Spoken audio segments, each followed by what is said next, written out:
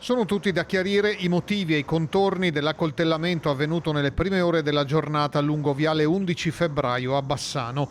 La vittima dell'aggressione è un uomo sessantenne del posto, ricoverato in condizioni giudicate non gravi al vicino ospedale.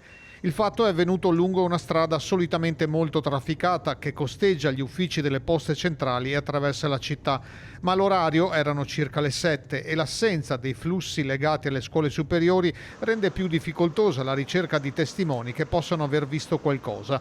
Su quanto accaduto indagano i carabinieri, arrivati nella zona con una dozzina di militari per setacciare i condomini presenti alla ricerca di elementi chiarificatori.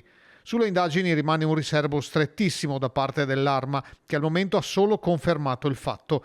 Ma anche sulla dinamica e sul movente i dettagli sono da chiarire. Il sessantenne avrebbe subito delle ferite sulla spalla e sulla scapola, fatto che farebbe pensare ad un'aggressione da dietro.